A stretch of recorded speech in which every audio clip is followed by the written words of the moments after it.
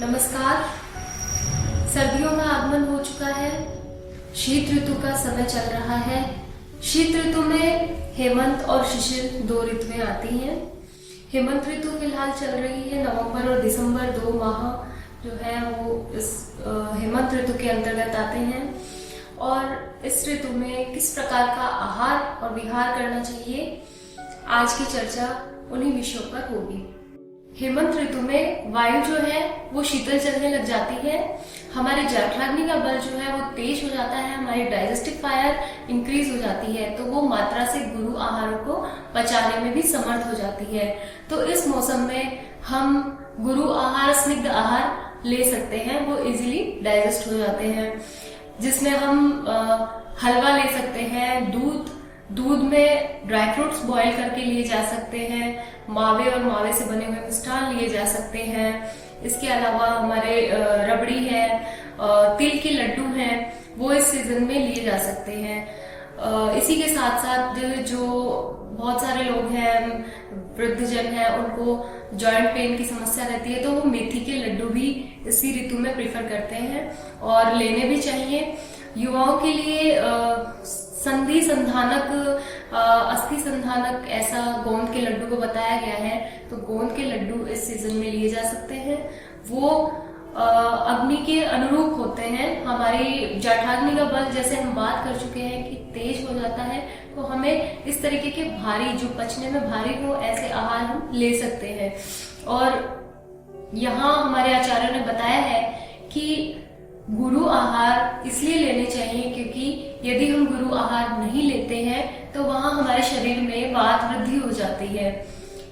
जब वात वृद्धि होती है तो वात संबंधी विकार शरीर में उत्पन्न होने लग जाते हैं। इसलिए उन विकारों से बचने के लिए हमें हमारी अग्नि की रक्षा करते हुए मात्रा पूर्वक आहार लेना चाहिए।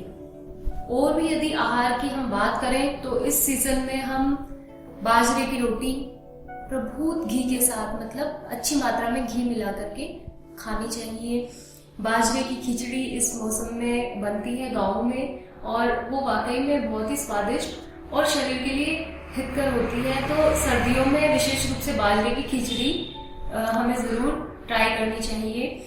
इसके अलावा हम वेरियस हलवे हैं, जो भी हमारे आटे का हलवा या सूजी का हलवा, गाजर का हलवा, मूंग का हलवा, तो जितने भी हमारे हलवे की वैरायटीज हैं वो हम इस सीजन में खा सकते हैं, और बहुत से घरों में बनती भी हैं। तो वो एक मतलब ट्रेडिशन सा चला आ रहा है, लेकिन इसके पीछे का साइंस यही है कि जठराग्नि की रक्षा करने के लिए हमें गुरु आहारों का सेवन करना होता है। जठराग्नि को हम एक फायर के तौर पे मान सकते हैं कि कहीं बाहर यदि अग्नि जल रही होती है और हम उसमें थोड़ी सी लकड़ियां डालेंगे तो वो कुछ ही देर में जल के नष्ट हो जाएगी, लेकिन हम उसमें गुरु और मात्रा पूर्वक, मतलब बड़ी लकड़ियां यदि हम तरीके से डालेंगे तो वो लंबे टाइम तक जलती रहेगी। सेम ऐसा ही हमारे आचार्यों ने हमारे इस शीत ऋतु के बारे में बताया है कि गुरु आहार ले, लेकिन वो मात्रा पूर्वक ले।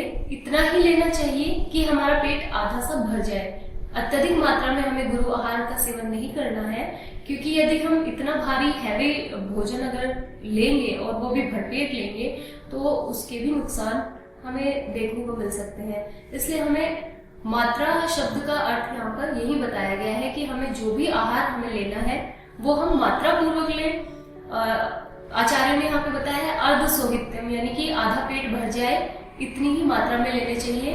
लेकिन वो जो है आहार जो है वो हैवी प्रॉपर्टी के होने चाहिए, जैसा कि हम डिस्कस कर चुके हैं।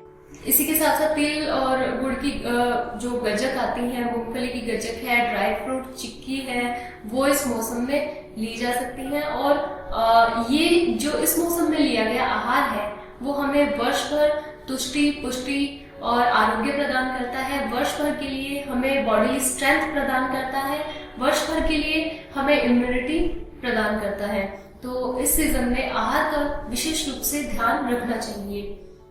अब एक क्वेश्चन अराइज हो सकता है कि यदि इस मौसम में इस तरीके की हैवी डाइट ली जाएगी, इस तरीके का हैवी खान पान रखा जाएगा, तो बहुत सारी वेट गेन रिलेटेड प्रॉब्लम्स हो सकती हैं। हमें कोलेस्ट्रॉल रिलेटेड प्रॉब्लम्स हो सकती हैं, तो उसका एक बहुत अच्छा सोल्यूशन है, वो है एक्सरसाइजिंग और गर्म पानी का सेवन। जो हमारी शीत ऋतु है उसके अंदर गर्म पानी का सेवन आचार्य ने अमृत तुल्य बताया है, और कहा है वहां पर कि हमें अपने जीवन की रक्षा करने के लिए, हमारी लॉन्जिविटी ऑफ लाइफ को बढ़ाने के लिए गर्म पानी का सेवन जरूर करना चाहिए। तो इन 4 महीनों में हमें गर्म पानी का ही सेवन करना है, वो हमारी आयु के लिए हितकर है, हमारी लॉन्जिविटी ऑफ लाइफ को इंक्रीज करेगा। इसके अलावा जो है हमने अभी बात की है एक्सरसाइजिंग, तो एक्सरसाइजिंग जो है वो हमारी जितना भी हमने हैवी डाइट ली है उसको कंपनसेट करने का काम करेगा यहाँ पर। तो हमारी हैवी डाइट उससे बच जाएगी, साथ ही साथ हमें वर्ष भर शरीर में स्ट्रेंथ बनी रहेगी। तो हमें इस मौसम में अच्छी तरीके से एक्सरसाइजिंग करने का विधान बताया है, यथेष्ट व्यायाम करने का विधान बताया गया है। तो हम यथेष्ट मात्रा में व्यायाम यहाँ पर कर सकते हैं। फ्रूट्स और वेजिटेबल्स की अगर हम बात करें तो इस सीजन में बहुत सारे ऑप्शंस रहते हैं हमारे पास फ्रूट्स और वेजिटेबल्स के, और फ्रूट्स ऑलमोस्ट सारे के सारे रस और वीर्य से संपन्न होते हैं। हमारे आचार्यों ने भी कहा है कि ये जो ऋतु है वो विसर्ग काल की अंतिम ऋतु है। इसके बाद में हालांकि रहेगी शीत ऋतु ही, उसके अंदर फिर शिशिर ऋतु आएगी, लेकिन फिर वो आदान काल शुरू हो जाएगा। तो चंद्रमा का बल तेज होने की वजह से अपनी औषधियों और संपूर्ण मानव जाति को वो रस से संपन्न कर देता है, ऐसा चंद्रमा के गुणों के बारे में विसर्ग काल में उल्लेखित किया गया है। तो इस ऋतु में जो भी हमारे फ्रूट्स अवेलेबल हैं वो हम ले सकते हैं।